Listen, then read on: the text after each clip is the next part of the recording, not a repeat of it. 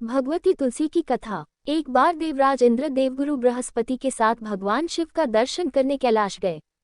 महादेव ने दोनों की परीक्षा लेनी चाहिए, इसलिए रूप बदलकर अवधूत बन गए। उनके शरीर पर कोई वस्त्र न था। उनका शरीर जलती हुई अग्नि के समान धधक रहा था और अत्यंत भयंकर नजर आते थे। अवधूत दोनों के रास्ते में खड़े हो गए। इंद्र ने एक विचित्र पुरुष को रास्ते में खड़े देखा तो चौंके। इंद्र को देवराज होने का गर्व घेरने लगा। उन्होंने उस भयंकर पुरुष से पूछा, तुम कौन हो? भगवान शिव अभी कैलाश पर विराज रहे हैं या कहीं भ्रमण पर हैं? मैं उनके दर्शन के लिए आया हूँ। इंद्र ने कई प्रश्न किए, लेकिन वह पुरुष योगियों के समान मौन ही रहे। इंद्र को लगा कि एक साधारण प्राणी उनका अपमान कर रहा है। उनके मन में देवराज होने का अहंकार उपजा, जो क्रोध में बदल गया। इंद्र ने कहा, मेरे बार बार अनुरोध पर भी तू कुछ नहीं बोलकर मेरा अपमान कर रहा है। मैं तुझे अभी दंड देता हूँ। ऐसा कहकर इंद्र ने वज्र उठा लिया। भगवान शिव ने वज्र को उसी समय स्तंभित यानी जड़ कर दिया। इंद्र की बांह अकड़ गई। भगवान अवधूत क्रोध से लाल हो गए। बृहस्पति उनके चेहरे पर आई क्रोध की ज्वाला को देखकर समझ गए कि ऐसा प्रचंड स्वरूप महादेव के अतिरिक्त किसी का नहीं हो सकता। बृहस्पति शिवस्तुति गाने लगे। उन्होंने इंद्र को भी महादेव के चरणों में लेटा दिया और बोले, प्रभु इंद्र आपके चरणों में पड़े हैं, आपके शरणागत हैं। आपके ललाट से प्रकट अग्नि इन्हें जलाने को बढ़ रही है। हम शरणागतों की रक्षा करें। बृहस्पति ने विनती की, प्रभु भक्तों पर आपकी सदा कृपा बरसती है।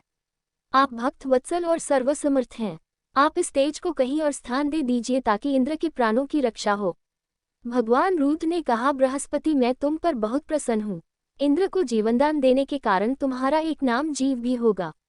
मेरे तीसरे नेत्र से प्रकट इस अग्नि का ताप देवता सहन नहीं कर सकते, इसलिए मैं इसको बहुत दूर छोड़ूंगा। महादेव ने उस तेज को हाथ में धारण कर समुद्र में फेंक दिया। वहां फेंके जाते ही भगवान शिव का वह तेज तत्काल एक बालक के रूप में परिवर्तित हो गया।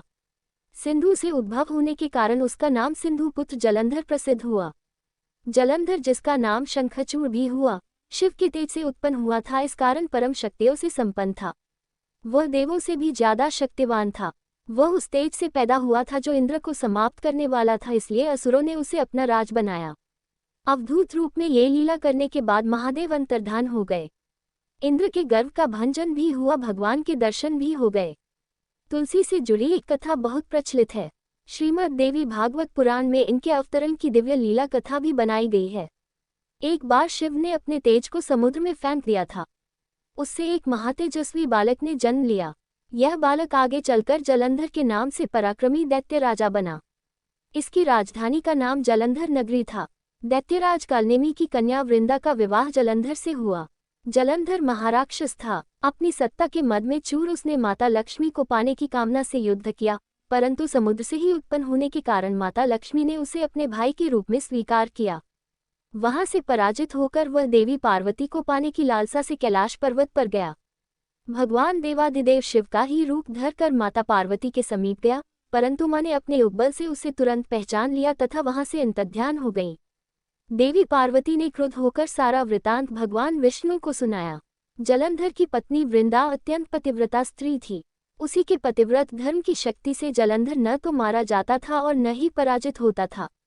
इसीलिए जलंधर का नाश करने के लिए वृंदा के पतिव्रत धर्म को भंग करना बहुत जरूरी था। इसी कारण भगवान विष्णु ऋषि का वेश धारण कर वन में जा पहुंचे, जहां वृंदा अकेली भ्रमण कर रही थी। भगवान के साथ दो मायावी राक्षस भी थे, जिन्हें देखकर वृंदा भयभीत हो गई। ऋषि ने वृंदा के सामने पल में दोनों को भस्म कर दिया।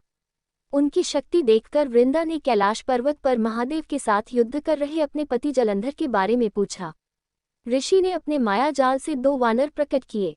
एक वानर के हाथ में जलंधर का सिर था तथा दूसरे के हाथ में धड़। अपने पति की ये दशा देखकर वृंदा मूर्छित होकर गिर पड़ी। होश में आने पर उन्होंने ऋषि रूपी भगवान से विनती की कि वह उसके पति को जीवित करें। भगवान ने अपनी माया से पुनः जलंधर का सिर धड़ से जोड़ दिया, परंतु स्वयं भी वह उसी शरीर में प्रवेश कर गए। वृंदा को इस छल का जरा आभास न हुआ। जलंधर बने भगवान के साथ वृंदा पतिव्रता का व्यवहार करने लगी, जिससे उसका सतीत्व भंग हो गया। ऐसा होते ही वृंदा का पति जलंधर युद्ध में हार गया। इस सारी लीला का जब वृंदा को पता चला तो उसने क्रुद्ध होकर भगवान विष्णु को शिला होने का श्राप दे दिया तथा स्वयं सती हो गई। जहां वृंदा भस्म हुई, वहां तुलसी का पौधा उगा। भगवान विष्णु ने वृंदा से कहा, हे वृंदा, तुम अपने सतीत्व के कारण मुझे लक्ष्मी से भी अधिक प्रिय हो गई हो। अब तुम तुलसी के रूप में सदा मेरे साथ रहोगी। जो मनुष्य भी मेरे शालिग्राम रूप के साथ तुलसी का विवाह करेगा उसे इस लोक और परलोक में विपुल यश प्राप्त होगा। जिस घर में तुलसी होती है वहाँ यम के दूत भी असमय नहीं जा सकते। गंगा व नर्मदा के जल में स्नान तथा तुलसी का पूजन बराबर माना जाता है। चाहे मनुष्य कितना भी पापी क्यों न हो, मृत्यु के समय जिसके प्राण मंजरी रहित तुलसी और गंगा जल मुख में रखकर निकल जाते हैं, वह पापों से मुक्त होकर वैकुंठ धाम को प्राप्त होता है।